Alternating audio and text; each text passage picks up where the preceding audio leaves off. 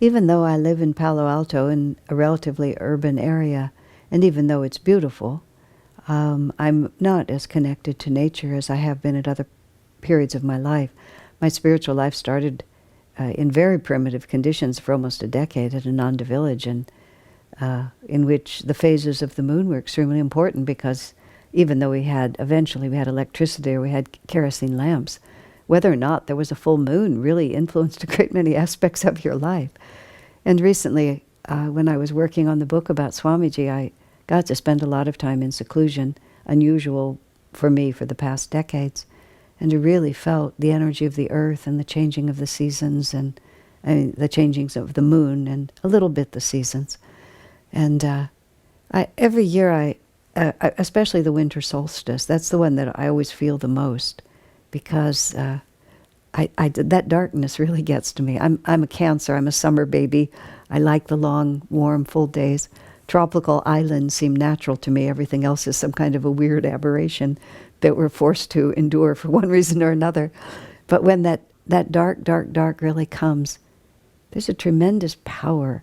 And I always feel it. I just feel it when it shifts. And of course, it doesn't shift instantly, but there's some intuitive feeling of that light, which leads us into Christmas. And then, of course, when the New Year comes, the greatest, the most wonderful thing about the spiritual path is that every day can be starting over again.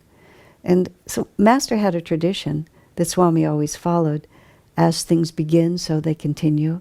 And he always put a great emphasis on how we spent New Year's Eve. And of course, many times people spend New Year's Eve in hedonistic abandon, or a great effort to forget and wipe out through drunkenness everything from the past. So when I first started at Ananda, and ever since, it's quite different to start the New Year with meditation and with spiritual effort, because then that really sets your intention. And yes, it's a joke that we decide we're going to do something for New Year's, and gym membership always increases in January and then decreases as the year goes on. But nonetheless, there's real power in it. Every time we turn back to God, every time the solstice shifts and the light begins to increase, it's like one more wave coming in for high tide. And I love this time of year for many, many reasons. But I really love New Year's Eve and New Year's Day, because I feel like in some mystical way that is more powerful than just man-made traditions, because January 1st is really quite arbitrary compared to the solstice, for example.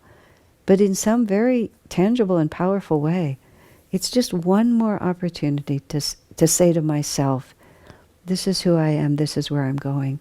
And by the grace of God in this incarnation, or one not too far in front of me, that divine realization will be realized.